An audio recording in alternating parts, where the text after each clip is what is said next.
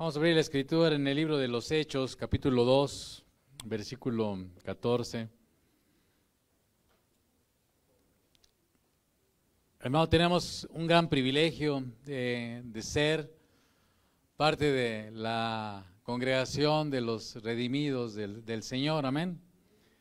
Él nos ha lavado, nos ha limpiado con su preciosa sangre y nosotros somos un testimonio vivo de que el Señor cumple su palabra. Habíamos estado meditando que el Señor le dijo a Pedro: tú eres Pedro, y sobre esta piedra, hablando de Él mismo, edificaré mi iglesia.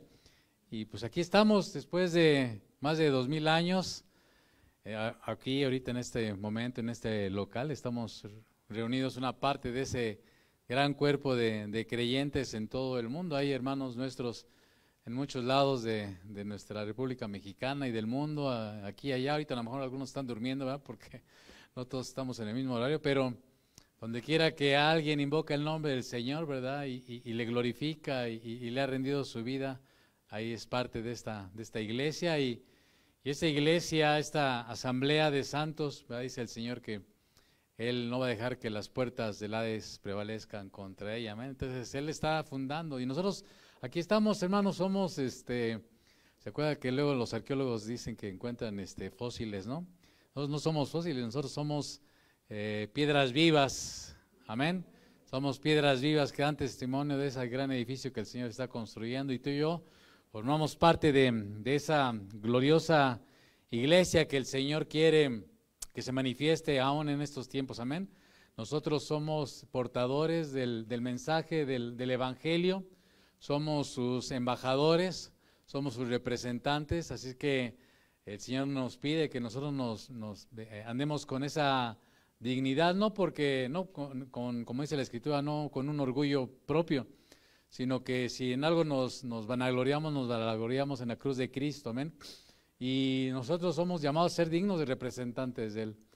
Y como vamos a ver hoy, nadie puede ser un digno representante, nadie puede vivir una vida transformada, nadie puede vivir una vida que va de gloria en gloria y de victoria en victoria, nadie puede vivir una vida que va de fe en fe, si no es por el poder del Espíritu Santo. El Espíritu Santo fue algo que fue prometido por Jesús a sus discípulos, es una promesa del Padre que está a disposición de todos aquellos que le invocan, amén.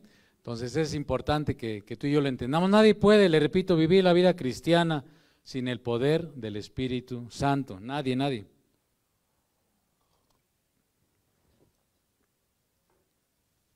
Nadie puede vivir, le repito, una vida transformada si no es por el poder del Espíritu Santo. Jesús les dijo a sus discípulos, después de estar 40 días con ellos y antes de partir: recibiréis poder cuando haya descendido sobre vosotros el Espíritu Santo. Y es importante que tú y yo todos los días busquemos ese poder para vivir una vida que glorifica al Señor, una vida que da testimonio de Él, una vida transformada, una vida que va cada día venciendo. Cuando dice de victoria en victoria, es en relación al pecado, con relación a todas aquellas cosas que el Señor nos ha mandado, ¿verdad?, a dejar. Victoria en victoria no solamente es que estemos saltando de alegría, ¿no? Es parte de Él, ¿no? El reino de Dios no es comida ni bebida, sino justicia, gozo y paz en el Espíritu Santo, ¿no? Entonces, de victoria en victoria, una vida de poder.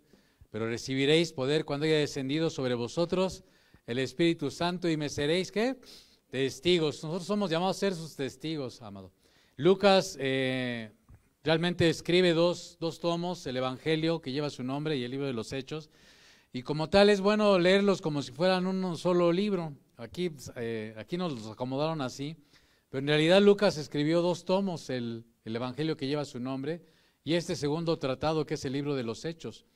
Y ambos libros se entrelazan y en ambos libros Lucas de una manera metodológica muy precisa resalta aquellas cosas que están en las Escrituras, pero que también tuvieron su cumplimiento y se manifestaron en cosas palpables. Dice la Escritura ahí en el capítulo 1 que Jesús se presentó, dice Lucas, a los discípulos después de haber resucitado con muchas pruebas indubitables, pruebas irrefutables de que Él estaba vivo, ¿no? ¿Se acuerda? Él se presentó a 2 en el camino de Emaús, A veces estaban sus discípulos todos temerosos ahí encerrados y el Señor se presentó delante de ellos y les dijo, paz a vosotros, ¿verdad? Y una y otra vez el Señor se manifestó y hasta se puso a comer unos peces con ellos, ¿verdad? Ahí en las orillas del mar de Galilea, ¿verdad? Y ahí reconfortó el corazón de Pedro después de que éste le había negado 3 veces y le dijo, Pedro, ¿me amas? Pedro, ¿me amas? Pedro, ¿me amas? Y 3 veces el Señor le dijo, apacienta mis ovejas, ¿verdad? En respuesta a una afirmación de Pedro. Pedro había tropezado, pero el Señor le levantó, amén. Y ahora que vamos a ver esta parte de la Escritura, usted va a ver a un Pedro transformado, un Pedro que le había negado, pero que ahora se levanta como un poderoso valiente por el poder del Espíritu Santo a testificar del derramamiento del Espíritu Santo que se estaba cumpliendo en el día del Pentecostés. Ahí cuando usted empieza a leer el capítulo 2 de Hechos, ahí usted puede ver el cumplimiento de esta promesa que el Padre había dicho a los discípulos a través de Jesús. Dice la Escritura que se presentó como un viento recio mientras ellos estaban ahí en el atrio del templo y se les aparecieron como lenguas repartidas de fuego sobre sus cabezas y cada uno de ellos empezaba a hablar en otras lenguas según el Espíritu que les daba que hablasen, y había de diferentes lugares ahí escuchando el testimonio de las grandes, dice la Escritura, léalo con calma ahí, yo no me puedo detener en muchas cosas, de las grandes maravillas de Dios. Cada uno le oía oír en su propio idioma, partos y de Frigia, de Egipto, de regiones de África, romanos, etcétera. Mucha gente de diferentes lados en sus diferentes idiomas podían oír esta manifestación, este milagro poderoso, porque dice la Escritura que ellos eran hombres del vulgo, de letras, ahora sí que solamente sabían hablar el Galileo, ¿no? Así como nosotros solamente sabemos hablar Totonaca, sí, ellos solamente sabían hablar Galileo, pero les oían hablar en sus propios idiomas las maravillas de Dios, y ellos estaban atónitos y decían algunos burlándose de ellos, es que estos están ebrios, esos están borrachos. Y bueno, aquí vamos en el capítulo 2 del libro de los Hechos, podemos decir que marca el inicio, el nacimiento de la iglesia del Señor, de ese cuerpo de creyentes, de esa congregación de santos que el Señor ha redimido con el poder de su Espíritu Santo, que ha redimido con su sangre ahí derramada en la cruz del Calvario, y que ahora pues están siendo salvos, siendo transformados, cambiados por Él, amén. Entonces, dentro de ese contexto, Pedro va a pronunciar lo que podríamos decir su primer mensaje, su primer discurso, y es un mensaje y un discurso incluso para los que compartimos la palabra, que nos enseña cómo se debe compartir la palabra, porque es nosotros compartiendo la palabra, no nosotros compartiendo nuestras ideas, ¿verdad? Es hablando, testificando de la palabra de Dios. Entonces, es interesante, como lo repito, es que Pedro, unos 50 días antes que había negado al Señor Jesús, ahora, ¿verdad?, juntamente con sus discípulos transformados por ese glorioso Espíritu Santo, ese Espíritu hermoso, ¿verdad?, les impele a hablar estas cosas, a dar testimonio, y es el Espíritu Santo quien está detrás de este sermón, y es el Espíritu Santo que va a tocar los corazones, como usted va a ver al final de nuestra meditación, de mucha gente que fue tocada por el Señor en ese día, a través de ese mensaje. Y podríamos dividir este mensaje de Pedro en 2 secciones, así es que vámonos de lleno a la palabra del Señor y vamos a aprender juntos, vamos a tomar nota, porque esto es importante para nosotros, no nada más aquí es algo anecdotario, no, esta meditación es algo nada más para decir, ay, qué bonita historia, sino que es algo real, es algo para nosotros al día de hoy. Usted va a darse cuenta que Lucas hace referencia al tiempo y al espacio, así como hoy es febrero del año 23 y estamos aquí en una latitud y una altitud, de acuerdo a unas coordenadas, está usted aquí sentado, usted sabe que está en Tlalnepantla, está aquí físicamente, tiene nombre y apellido. Lucas y los evangelios y la Escritura nos va a relatar cosas que tuvieron su cumplimiento, hubo personas reales, cosas que sucedieron, no son fantasías, son realidades. Y también nos va a hablar de no solamente de las cosas que están escritas, sino del cumplimiento de esas cosas que están escritas y de cosas que aún están por cumplirse. Porque el Señor les dijo, no se vayan de Jerusalén, esperen a que venga el Espíritu Santo. ¿Se acuerdan que les dijo?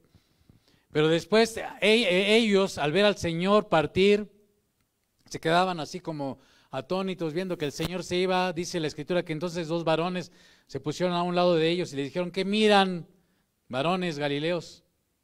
Ese Jesús que asciende, así como le están viendo que asciende, que sucedió en un momento, en un lugar específico, dice, así también ese Jesús va a venir por segunda vez.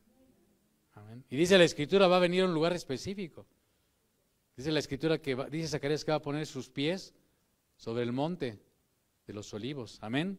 Entonces va a ocurrir, así como se fue y ocurrió, así también va a venir y va a suceder. Así que no es una fantasía, es una realidad. Entonces vamos a entrar de lleno, ¿vale? Les decía.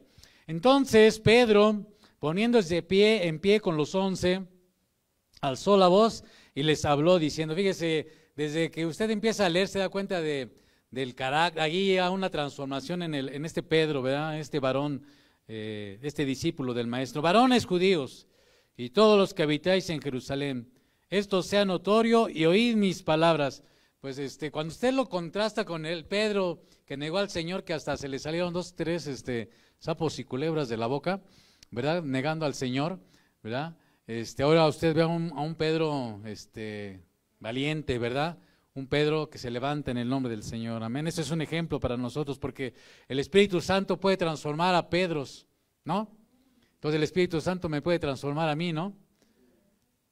El Espíritu Santo te puede transformar a ti.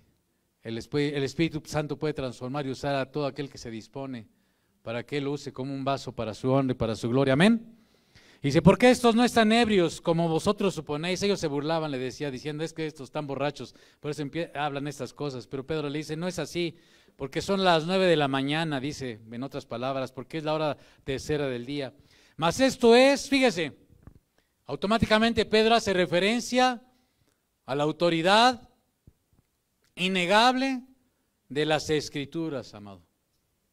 Inmediatamente, lo primero que él dice, no da su opinión, no da su interpretación, no da sus ideas. Lo primero que hace Pedro es decir, declarar, proclamar las Escrituras. Eso es lo primero que hace. Y nosotros cuando testificamos, amado, por eso el Señor decía, no se preocupen, el Espíritu Santo les va a decir las cosas que tengan que decir en su momento. Pero obviamente no podemos sacar agua de algo si no tiene agua, ¿no? Se necesita que haya agua en un recipiente para sacar agua. Hasta es ilógico, ¿ves? Que no. Entonces, ¿cómo va a sacar el Señor palabras de nosotros si no nos llenamos de palabras de la vida eterna que son las que están aquí escritas? Por eso necesitamos nosotros llenarnos de la palabra del Señor. Mas esto es lo dicho, ¿por quién? Por el profeta Joel.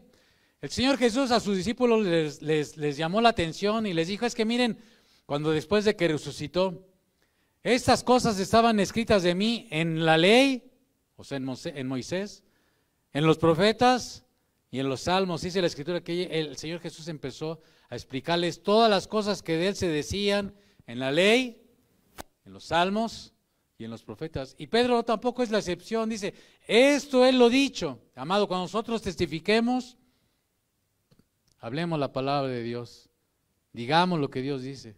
Las 2 o 3 cosas que te sepas de la palabra, dilas. No necesitas ser un teólogo ni un erudito, no necesitas incluso decirle a la gente, es que como dice Juan 3:16, no, eso no, o sea, a la gente que le digas Juan 3:16, si le dices Juan 3:17, si le dices Pedro 4:8, o sea, eso no es lo que cambia la vida. ¿Sí me estoy explicando? Es la palabra de Dios, que tú le digas, mira, Dios dice, de tal manera amó Dios al mundo. O escrito está, de tal manera amó Dios al mundo, ya después se enterará dónde está. ¿Sí me explicó?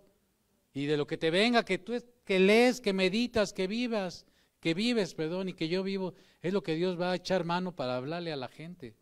Y eso es lo que pasó con Pedro también. Esto es lo dicho por el profeta Joel. Entonces Pedro se arranca aquí diciendo, en los postreros días, ¿Cuándo empezaron los postreros días, amado? Los postreros días comenzaron cuando Jesús inició su ministerio en la tierra. Jesús ahí en Marcos capítulo 1 dice, comenzó su ministerio diciendo, arrepentíos porque el reino de los cielos se ha acercado. Ahí comenzó los postreros días. Entonces ya llevamos más de 2000 años con los postreros días y pues sí, dice Pedro que mucha gente burlonamente piensa que ya pasó tanto tiempo, pues eso ya es puro cuento, ¿no? Que el Señor viene. Pero dice, pero no lo tengamos por tardanza, porque el Señor está siendo paciente para con la gente, para con todos nosotros, para que nos volvamos a Él y nos arrepintamos, ¿verdad? Y creamos en su nombre. Entonces, desde ahí empezaron esos postreros días. En los postreros días, ¿quién dice? Dice Dios. Por eso, hermano, cuando usted tome la palabra y usted diga, Dios dice, bueno, usted sabe que luego pues, a lo mejor sí cambiamos algunas cosas en cuanto a no citamos exactamente el versículo como es, pero trate de asegurarse que cuando usted diga Dios dice, es porque Dios lo dice, amén. No es porque es su pensamiento, ni su idea, ni lo que usted cree. Es si Dios dice, pues trate de, por eso es importante. A lo mejor apréndase 3, 4 versículos, ya, apréndase 5 versículos. Y cuando los diga, ese es Dios dice, amén. Eso es lo que dice Dios, en los postreros días derramaré, dice el Señor, mi espíritu sobre toda carne. ¿Desde cuándo estaba profetizado esto de que el Señor iba a derramar eso que ellos ahora veían? Esos hombres que estaban ahí en Jerusalén, en el día del Pentecostés, que vieron esa manifestación del Espíritu Santo. ¿Desde cuándo estaba profetizada? Desde los días de Joel, dice la Escritura, amén. O sea, tenía muchos siglos que se había profetizado esto. Entonces no nada más es algo que salió de la boca de Jesús. Jesús mismo lo sacó de su boca porque eso viene del corazón mismo de Dios y solamente él hablaba las palabras que el Padre le daba que hablase. Amén. En los postreros días derramaré de mi espíritu. Fíjese qué bendiciones para todos nosotros, sobre toda carne. ¿Cuánta? A lo mejor Pedro cuando dijo esto no alcanzó a entender en este momento, como a veces nos pasa a nosotros, la trascendencia de algunas palabras. A lo mejor él solamente pensaba en el ámbito de judío, pero como vamos a ver en el libro de los Hechos, esto no solamente era para los descendientes de Abraham según la carne, porque ¿cuántos descendientes de Abraham según la carne hay aquí ahorita en esta reunión? Pues solamente que haya por ahí un gen perdido, pero no sabemos, ¿no? Ninguno, no, todos nosotros somos gentiles, no somos descendientes de Abraham según la carne, pero sí hemos creído en el Señor Jesucristo, ahora somos hijos de Abraham por la fe, amén. Y eso es darle gloria al Señor, amén. Derramaré mi espíritu sobre toda carne, ¿verdad? Y vuestros hijos y vuestras hijas profetizarán. Alguna vez le dijeron a Moisés, oye Moisés, algunos estaban profetizando ahí en medio del campamento cuando salieron de Egipto, estaban ahí en el camino hacia la tierra prometida, y Moisés les decía a estos hombres, déjenlos, ojalá todo el pueblo profetizara, porque era una manifestación de ¿qué? De la presencia del Espíritu Santo, ¿verdad? Hablar en el nombre del Señor. Y discúlpeme, luego yo ando alérgico y estos tiempos para mí son difíciles, pero aguánteme y discúlpeme si de repente me oye así, medio incómodo. Y vuestros hijos y vuestras hijas profetizarán, y vuestros jóvenes verán visiones, no que hagan visiones, sino que verán visiones, ¿no? Porque luego, no, es que estoy así cumpliendo lo que dice la palabra, ¿no? Estoy haciendo visiones, no. Verán visiones, o sea, es decir, tendrán revelaciones de lo alto, revelación del alto entendimiento, y aún los muchachos podrán compartir la palabra, testificar, Carlos, Daniel.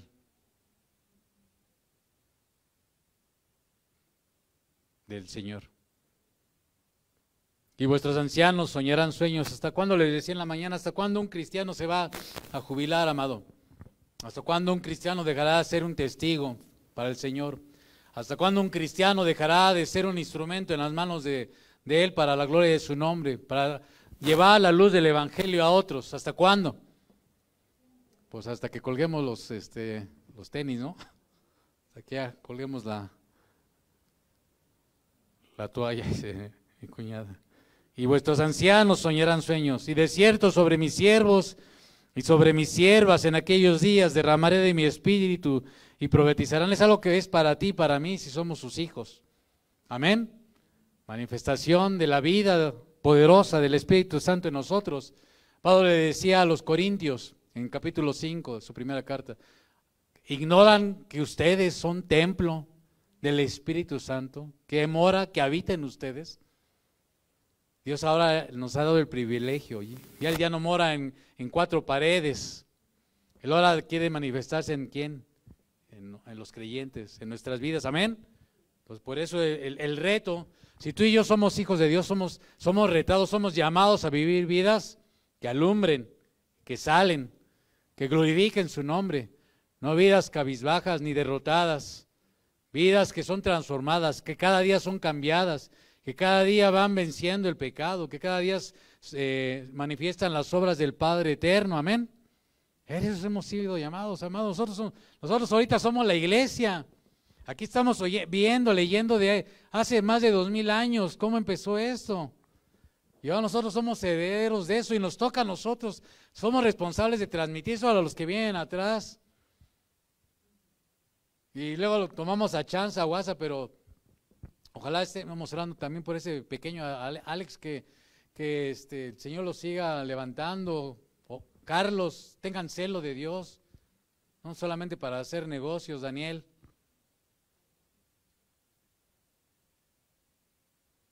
Amén.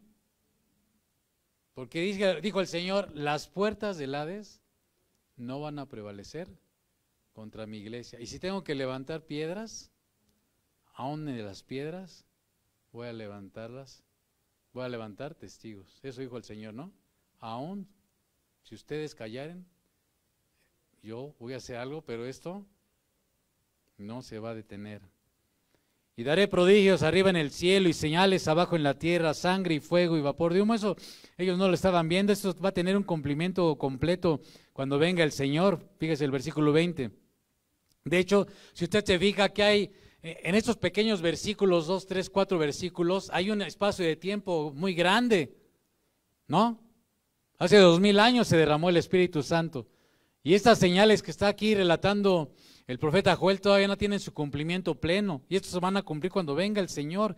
El sol se convertirá en tinieblas y la luna en sangre antes que venga el día del Señor grande. Y, o sea, que ese día también se va a cumplir. Mientras ahorita hay un periodo de gracia que vemos en Escritura, ¿verdad? Y todo aquel que invocar el nombre del Señor en este tiempo, ¿qué va a pasar?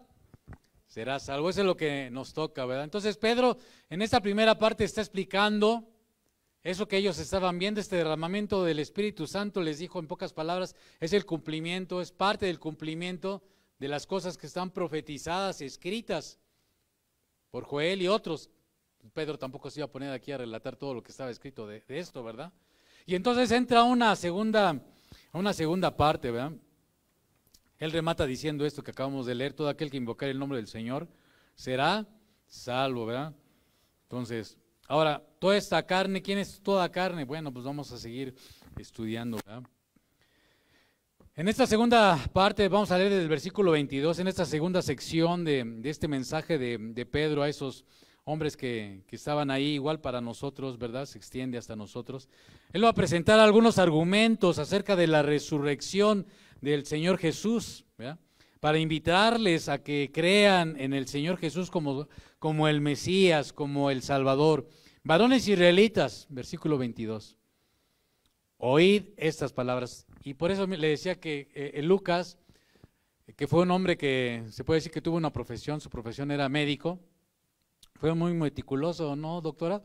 Hay que ser muy meticuloso con los pacientes. Ahora ya tienen más cosas, ya hasta les ponen monitos para que puedan practicar sin abrir antes abrían a los cadáveres, ahora ya abren a monitos ahí de plástico, ¿no? Pero en los tiempos de Lucas, pues ni siquiera llegaban a abrir los cadáveres. Esos pasaron muchos siglos para que pudieran estudiarlos, ¿no? Pero Lucas, a pesar de eso, en ese tiempo era un hombre estudiado, preparado. Y él ahora sí que da razón de una manera científica, contundente, de hechos. Fíjese cómo empieza el versículo 22. Varones israelitas, oíd estas palabras. ¿Jesús qué? Os está dando la referencia geográfica de un hombre de carne y hueso. Jesús de Nazaret es lo mismo que decir Jesús Nazareno. Jesús de Nazaret, así como decir Martita de Tlanepantla, Martita del Rosario. Decimos Martita de Tlanepantla, estamos refiriendo a Martita García. Martita Guillén de Rosario, ¿no? O sea, alguien de carne y hueso, tiempo, espacio, existencia, se podía constatar. Jesús Nazareno, varón aprobado, ¿por quién? Por Dios. Él dio testimonio de su Hijo amado, amén. ¿Se acuerda cuando el Señor Jesús fue bautizado? Juan el Bautista oyó una voz del cielo que decía, este es mi Hijo amado en quien tengo complacencia, a Él escuchad. Varón aprobado por Dios entre vosotros, ¿entre quiénes? Es como si nosotros dijéramos con todo, digamos, es evidente que todos conocen al hermano Daniel, ¿no? Entonces digo, hermano Daniel León, pues alguien de carne y hueso, ¿no? ¿Lo pueden ubicar? ¿Han hablado con él? Pues está diciendo lo mismo. Varón aprobado por Dios entre quienes. Es alguien que vivió entre ustedes, que ustedes lo conocieron, supieron de él. Con maravillas, prodigios y señales que Dios hizo entre vosotros por medio de él, como vosotros mismos, ¿qué? ¿Sabéis? O sea, algo conocido. Acababan de pasar 50 días de que todavía estaba fresca, por decirlo de alguna manera, las cruces en las que habían sido levantados el Señor y esos dos ladrones, ¿no? Habían pasado más de 50 días y ahí están ellos. Había muchos que incluso a lo mejor habían estado ahí delante de Pilato diciendo, crucifícale, crucifícale. Seguramente aquí había algunos de ellos. Les decía en la mañana, ¿usted cree que entre estos 120 que estaban con estos apóstoles no estaba por ahí María, Marta, Lázaro, el que el Señor también había resucitado unas cuantas también semanas antes de que él muriera?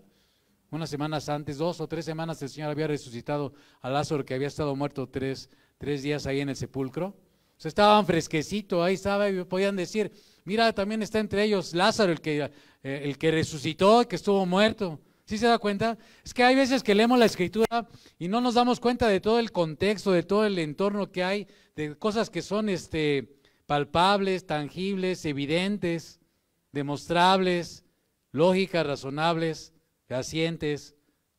Por eso el Señor decía que Él se presentó a ellos con pruebas indubitables. A entregado por el determinado consejo y anticipado conocimiento de Dios, ¿quién planeó todo este sistema, este plan de redención? ¿Quién lo diseñó? ¿Quién lo elaboró? ¿Quién lo llevó a cabo? Dios mismo, ¿verdad? Dios mismo. Desde antes de la fundación del mundo, el Padre eterno, el Señor Jesús, se pusieron de acuerdo, el Hijo, ¿verdad? El Espíritu Santo, ellos se pusieron de acuerdo para redimir a su creación. Amén. Dice, él fue entregado cuando el Señor estaba con Pilato. ¿Te acuerdas que el Señor le decía a Pilatos, si tú tienes autoridad sobre mí, es porque esto viene estoy parafraseando, ¿verdad? De más arriba. O sea, no hay ninguna autoridad que tengas que no te venga de lo alto. ¿Verdad? Estoy aquí con un plan, con un propósito. Y es eterno. Dios lo diseñó. Por eso dice, entregado por el determinado consejo y anticipado conocimiento de Dios. Así que, amado, si usted y yo somos sus hijos y estamos en sus manos, ¿usted cree que, dice la Escritura, que Él preparó obras desde antes de la fundación del mundo para que anduviésemos en ellas? O sea, Él ya nos conocía desde antes de la fundación del mundo. Y Él preparó cosas para que tú y yo anduviéramos en ellas. Amén. Entonces hay que estar ahí listos, ¿verdad? Y anticipado conocimiento de Dios, prendiste y matasteis por manos de inicuos, crucificándole. Por eso le decía que estaba fresco todavía la cruz ahí, ¿verdad? Los restos de esas cruces. Al cual, es el primer argumento, ¿verdad? Jesús fue aprobado por Dios y por eso el Dios eterno le levantó, versículo 24. Sueltos los dolores de la muerte, por cuanto era imposible que fuese retenido. ¿Por quién? La muerte no le pudo retener, porque era un hombre justo, santo, porque la paga del pecado es muerte, pero él no se halló pecado en su boca ni engaño, como dice Isaías. Amén. El justo por los injustos. Entonces, aunque entre comillas murió, uno entre comillas sí murió el Señor, ¿verdad? Quito lo de comillas. Aunque el Señor murió, literalmente, la muerte no podía retenerle, porque el aguijón de la muerte, dice Pablo en 1 Corintios 15, es el pecado. Y el Señor no había pecado. Entonces la muerte no podía retenerle. Por eso, por el predeterminado consejo de Dios y por el poder del Espíritu Santo, Él fue levantado al tercer día, como está escrito. Amén. Y bueno, aquí Pedro va a entrar a un argumento adicional. O sea, Jesús fue aprobado por el Dios Todopoderoso, por el Padre Eterno.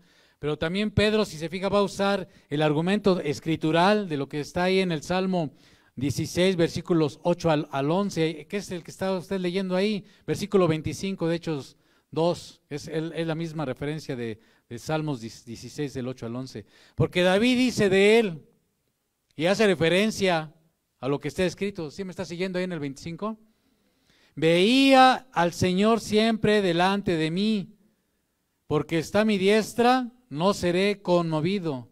Por lo cual mi corazón se alegró y se gozó mi lengua, y aún mi carne descansará en esperanza. Esa es nuestra confianza, amado. Por eso dice Pablo, que si Jesús no resucitó, van a nuestra fe, van a nuestra confianza, nuestra esperanza. Somos los más miserables, dignos de conmiseración, si nosotros solamente esperamos en la resurrección de los muertos. Si Jesús no resucitó, estamos aquí de balde, pero no es así, dice Pablo en Corintios, ¿verdad?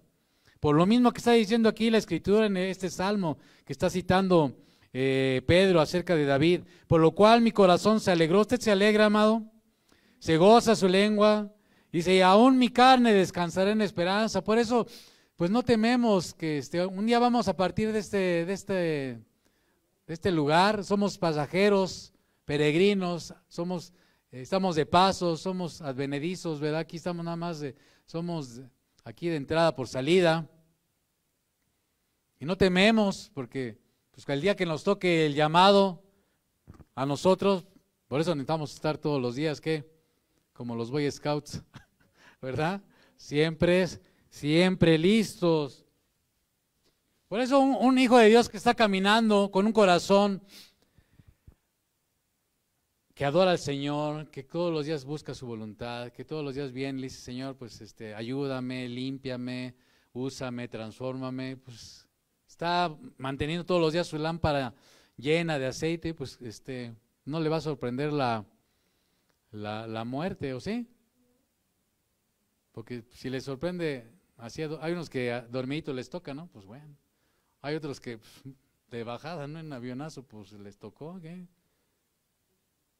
Pero si somos hijos de Dios, nuestra alma descansa en esperanza.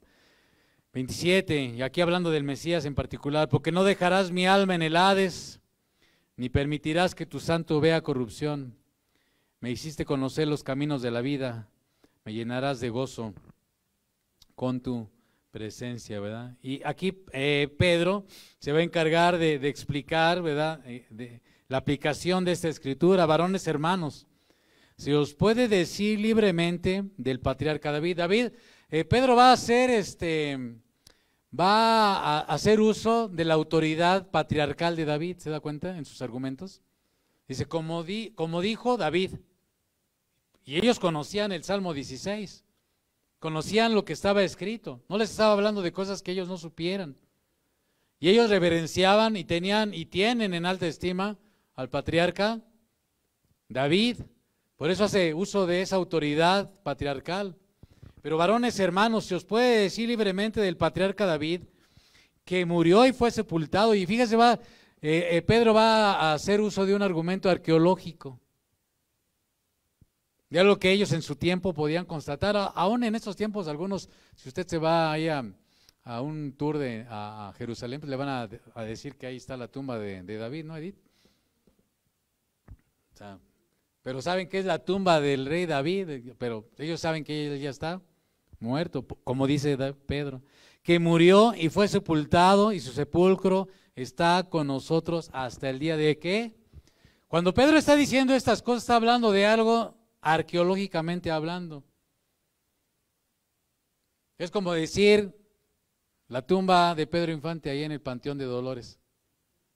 ¿No? ¿Existe el Panteón de Dolores? ¿Está ahí en la tumba del Pedro Infante? Pues es lo mismo lo que está diciendo Pedro. Está dando un argumento razonable, congruente, arqueológico. Pero siendo profeta, hablando de David, y sabiendo que con juramento Dios le había jurado que de su descendencia, la cual Lucas se encarga de demostrar en los primeros capítulos de su evangelio, igual que Mateo, que el Señor venía de la descendencia de David y descendencia de Abraham. Dice, Dios le había jurado que de su descendencia en cuanto a la carne, ¿se acuerda que Samuel le dijo, le mandó a decir por boca de Samuel a David que de su descendencia iba a levantar un hombre? Perdón, no de Samuel, sino de, sí, Samuel, ya no me acuerdo si de Samuel o de Natán el profeta. Ahí pues, usted le busca también. Pero el Señor le había dicho que de su descendencia iba a levantar a alguien que iba a permanecer en su trono para siempre, ¿no? Dice, en cuanto a la carne, levantaría al Mesías para que se sentase en su trono. Dice, viéndolo antes, habló de la resurrección de Cristo, porque si David se le fue prometido, fíjese, ponga atención a este razonamiento. Si Dios le prometió a David que él iba a levantar un descendiente para que se sentara en el trono de manera eterna, ¿qué estaba dando a entender? Que iba a tener vida para siempre, ¿no? Pero un muerto, pues ya se murió y se acabó. ¿Sí? Pero su descendiente iba a tener un trono ¿para cuándo? Para siempre. Por eso está dando el argumento de que Jesús no podía ser retenido por la muerte. Por eso resucitó al tercer día. Que su alma no fue dejada en el Hades, ni su carne vio corrupción. Dice, a este Jesús que ustedes conocen, y que a lo mejor hasta algunos de ustedes estuvieron ahí en el atrio, gritando, crucifícale. Que algunos de ustedes oyeron, oye, yo supe que hubo un hombre que hace unos días crucificaron, que se decía el Mesías. ¿Sí? ¿Sí? ¿Me sigue? A este Jesús resucitó Dios, de lo cual todos nosotros, ahora viene ya el testimonio de ellos. Ahora viene el testimonio de los apóstoles. Y aquí es donde también entramos nosotros, amado, en juego. Tú y yo somos llamados a ser, ¿qué? Testigos de Él. ¿De qué? De su muerte vicaria o de su muerte redentora por nosotros y de su venida para traer juicio a las gentes. Es importante en nuestro mensaje estas tres cosas, ¿verdad? Ahora nosotros somos testigos, entramos a este tercer argumento. ¿De qué somos testigos? Bueno, pues de que Él resucitó, así que exaltado por la diestra de Dios, versículo 33, y habiendo recibido del Padre la promesa del Espíritu Santo, ha derramado esto que vosotros, ¿qué? ¿Veis? Esto que están viendo es un testimonio, es una evidencia de que Jesús, ¿qué? Resucitó, de que Jesús vive. Por eso nuestras vidas transformadas por el poder del Espíritu Santo son un testimonio de que Jesús vive. Y luego entonamos un canto que dice, Jesús vive. O sea, yo vivo porque Jesús vive, así es el canto, ¿no? Yo vivo porque Jesús vive. Por eso nosotros por eso somos piedras vivas, amado. Porque si somos transformados, dejamos la maldad, el pecado, la inmundicia, lo perverso, lo torcido, y nos levantamos en victoria sobre toda circunstancia y situación en nuestras vidas, es porque el Señor vive, amén. Dice, porque David no subió a los cielos, y otra vez vuelve a retomar la escritura, Pedro, porque David no subió a los cielos, y aquí va a tomar el Salmo 110, si no mal recuerdo, déjame aquí sacar mis notas, yo también, 110, vea el Salmo 110, Va a tomar el Salmo 110, dice, pero, porque David no subió a los cielos, pero él mismo dice, y retoma el Salmo 110, gracias hermana. Dijo el Señor a mi Señor, ¿qué? Siéntate a mi diestra. El Padre, el Señor Jesús ascendió a la diestra del Padre, dice la Escritura, y ahí Él está esperando a que todos sus enemigos sean puestos por estrado de sus pies. Filipenses capítulo 2 dice que el Señor se humilló a lo sumo, no se aferró a su condición de Dios, en el sentido de que se despojó, se hizo hombre, se encarnó. Y estando, dice, en la condición de hombre, se humilló hasta la muerte y muerte de cruz, ¿verdad? Por lo cual, dice la Escritura, Dios le exaltó. ¿De dónde le exaltó? De la muerte. ¿Dónde está, oh muerte, tu aguijón? ¿Dónde, oh sepulcro, tu victoria? El Señor venció a la muerte, amén. Venció al pecado. Y Él resucitó y está vivo, amén. Que no necesitamos estar en la Cuaresma para celebrar y darle gloria por su resurrección, amén. No necesitamos un día especial para nosotros, todos los días son la evidencia de que Él vive. De todos los días para nosotros es la evidencia de que Él vive, ¿verdad?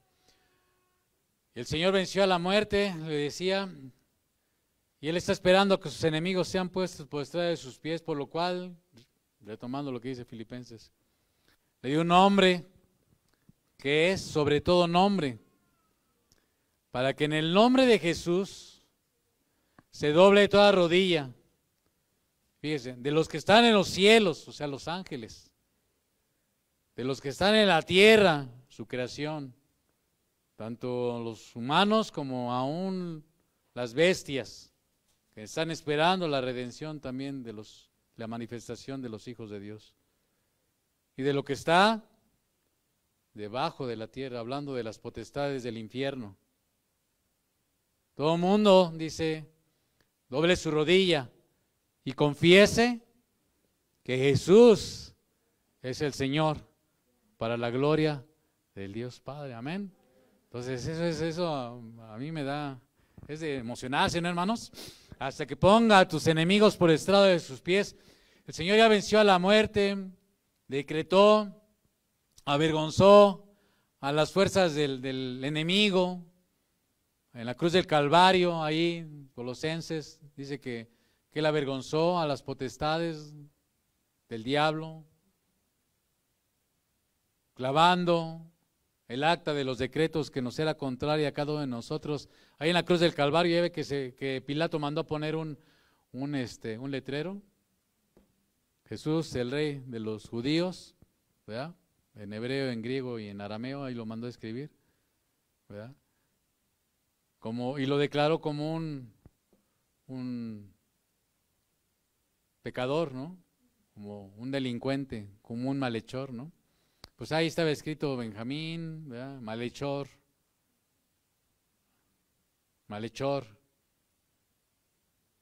perverso,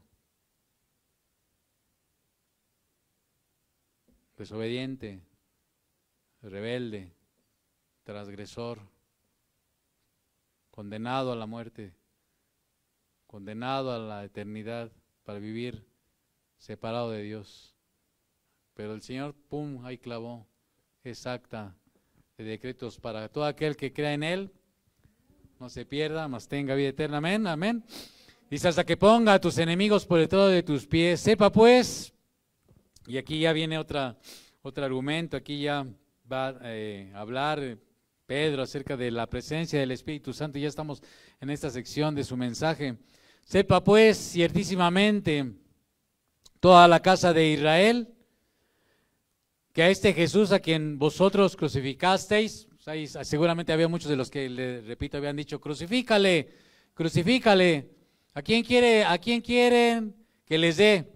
¿A Jesús o a Barrabás? ¿A quién quieren? ¿Al justo o a este pérjuro asesino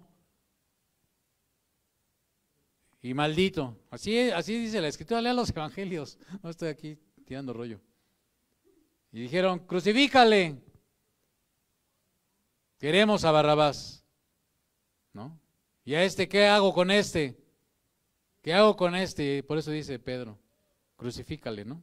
Ahora muchos luego malentienden esto y dicen, no, es que los judíos crucificaron al Señor y hay muchas malas interpretaciones. No, los judíos crucificaron al Señor, sí y no, pero no solamente los judíos, los romanos y tu pecado y mi pecado, tú y yo, todos nosotros crucificamos al Señor, amén. El castigo de nuestra paz fue sobre él, amén. Entonces, no digamos cosas que no dice la Escritura, ¿verdad? Pero va a concluir Pedro de una manera tremenda y poderosa. Sepa pues ciertísimamente toda la casa de Israel que este Jesús a quien vosotros crucificasteis, aleluya, ¿qué dice la Escritura? Dios. Note cuántas veces Pedro hace referencia a el Señor, el Supremo. Pues es tan importante, amado, nosotros luego a veces nos enfatizamos la salvación, pero el paquete es completo. Señor y Salvador. Señor y Mesías. Él es quien me manda. Pedro, tú antes te ceñías a ti mismo y andabas de aquí para allá como a ti te placía. Pero hoy hay alguien que te ciña.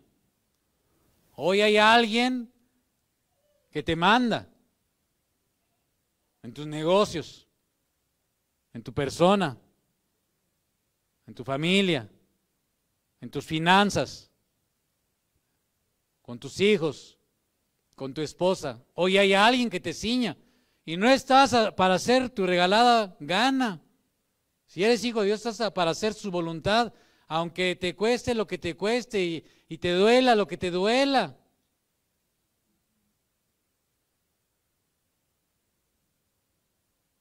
Si Dios nos manda a hacer algo, no estamos solos en ese mandato.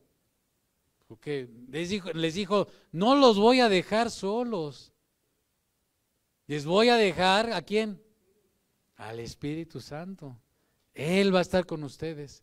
Él les va a guiar a toda verdad y toda justicia. Así aunque te duela, te tengas que humillar, tengas que caminar la milla, tengas que soportar a lo mejor la ofensa. Pero si el Señor te dice, haz esto, deja de hacer aquello, ahora para la derecha, ahora para la izquierda, ahora espérate. Ahora hasta las cosas más triviales y sencillas de la vida. El Señor quiere que nosotros aprendamos a ser, ¿qué? Sus siervos, ¿no? No dijo, derramaré mi espíritu sobre mis siervos y sobre mis siervas en aquellos días. Dios le ha hecho, ¿qué? Señor y Cristo. Él es el que te manda, amado. Si ya te equivocaste en algo y no puedes hacer nada, bueno, pues ya. Atente a las consecuencias. Pero si Dios te está diciendo ya algo y todavía tienes remedio de corregirlo, te dice, Señor, corrígelo ahorita, hoy. Y no dejes que tu carne y tus pensamientos, tus sentimientos y tus intereses personales vayan por encima de lo que yo te digo en mi palabra. Porque si eres mi hijo, yo soy, no nos va a dar una piedra, no nos va a pedir que nos tomemos veneno, ¿verdad? Él siempre va a querer todo para nuestro beneficio, ¿verdad? Y Cristo le ha hecho Señor y Mesías, Salvador, ¿verdad? Vamos a quedarnos con todo el paquete completo, porque luego pues decimos, Señor, sácame de este apuro. Y el Señor te dice, sí, yo te saco del apuro, pero tienes que hacer esto. Porque pues nada más queremos que nos saque el apuro bajo nuestras condiciones, pues no, pues eso no vale. Al oír esto, ellos, dice la Escritura, en el original se compungieron, la idea del original fueron traspasados sus corazones. Como cuando una flecha a un guerrero le aventaban un flechazo y le llegaba al corazón y pues, se le clavaba y lo fulminaba, estaba pelas. Entonces, así es el sentido de esta palabra. Se compungieron esta palabra. ¿Y quién trajo esta palabra? Así que fue como una espada de dos filos que penetra hasta lo más íntimo de su ser y traspasa sus pensamientos. ¿Quién hizo esto? ¿No dice la Escritura que la palabra de Dios es la palabra del Espíritu Santo? Fue el Espíritu Santo, usó a Pedro y este mensaje, ¿verdad? Se compungieron de corazón y dijeron, Pedro y a los otros apóstoles, les dijeron, varones, hermanos. Ellos entendieron, se miraron ante la revelación de esta maldad que habían cometido, ¿verdad? ¿Qué haremos? Siempre hay algo que hacer. Siempre hay una oportunidad delante de Dios. Siempre hay maneras de remediar las cosas, pero es en los términos de Dios, amén. ¿Qué haremos? Pedro les dijo. Pues realmente, pues, digo, la salvación es por gracia, pues, no es por obras para que nadie se gloríe. ¿Qué haremos? Es qué pasos hay que seguir. ¿Sí? Pedro les dijo, arrepentíos. Paso, arrepentíos, hermano, arrepentirnos. Volvernos al Señor, volver nuestro rostro a Él, en humillarnos delante de Él, volver nuestro rostro al Señor, misericordioso nuestro. Y bautícese cada uno de vosotros en el nombre de Jesucristo para perdón de los pecados. ¿Y qué? Las dos cosas, ¿verdad? Volvernos al Señor de nuestro pecado, de nuestra maldad, y entregarnos a Él, consagrarnos a Él, ¿verdad? Y obedecerle, que el bautismo es un signo de obediencia, ¿verdad? Eso a nosotros, todo este paquete completo, representa para nosotros el perdón de los pecados y también la oportunidad de recibir el don del Espíritu Santo. ¿Para quiénes es el don del Espíritu Santo? Según Joel, lo que Pedro empezó diciéndoles, para toda carne, para todo aquel que invoque el nombre del Señor, porque el que invoque el nombre del Señor será salvo. Porque para vosotros es la promesa, y para vuestros hijos, y para todos los que estén lejos. Fíjese, Pedro, cuando dijo esto de para los que estén lejos, a lo mejor no sabía que iba a llegar hasta allá, hasta las regiones más inhóspitas del planeta Tierra, ¿verdad? Para todos los que estén lejos, para cuantos el Señor es nuestro Dios llamare. El Señor está llamando a la gente y aquella que responde va a recibir este regalo de gracia.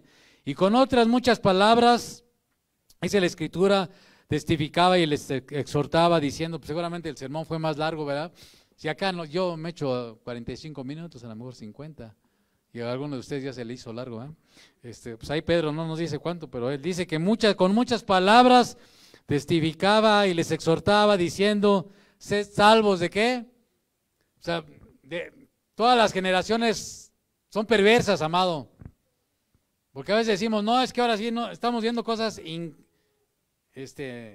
tremendas. Pero entonces sabía que también los romanos practicaban el aborto así a diestra y siniestra, como dice mi cuñada. ¿Sí sabía eso? Eso lo dice la historia. ¿Qué hacían los espartanos cuando nacía un hijo lisiado o un hijo con algún defecto? Lo mataban.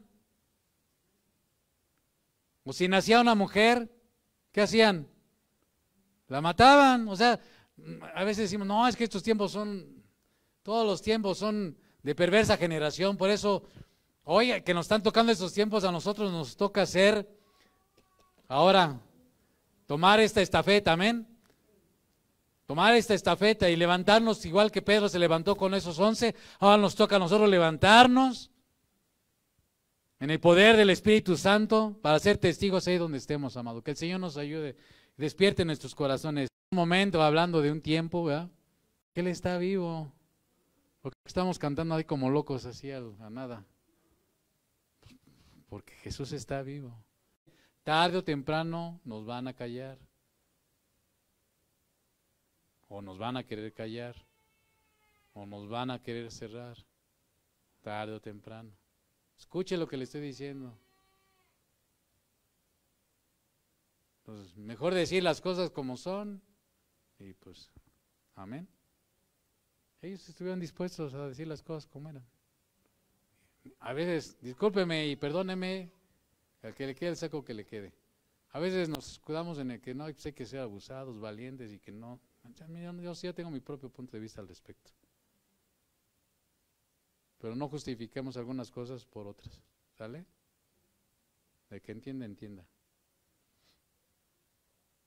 Señor, queremos rogarte que tú nos ayudes a ser testigos fieles, eficaces.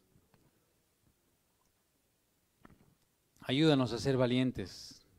Este siervo tuyo, Pedro, lleno de tu Espíritu Santo, se levantó valiente, poderoso en las Escrituras, a testificar de ti.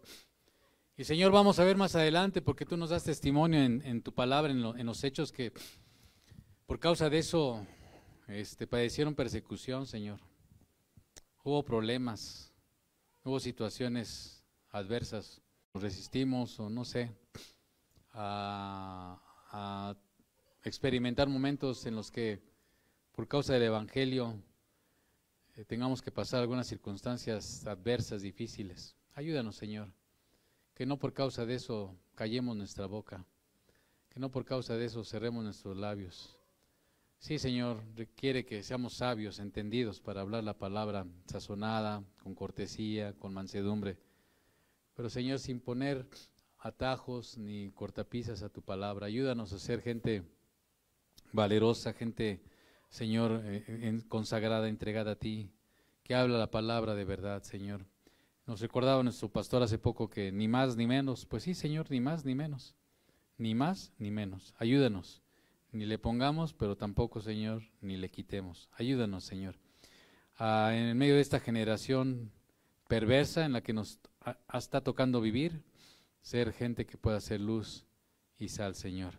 Porque tú decías que si pues nosotros callamos aún, ibas a levantar piedras. No queremos eso, Señor. Queremos que tú nos uses. Somos siervos inútiles, pero en tus manos, con el poder de tu Espíritu Santo, tú puedes hacer algo con estos vasos de barro para llevar tu gloria a las vidas de gentes que no te conocen. Primeramente ahí en nuestro hogar, con nuestra esposa, hijos, familiares, vecinos, amigos, compañeros de trabajo, poder testificarles de lo que tú has hecho en nuestras vidas. Ayúdanos a ser sabios, entendidos, valientes, con el poder de tu Espíritu Santo, decir y hacer, Señor.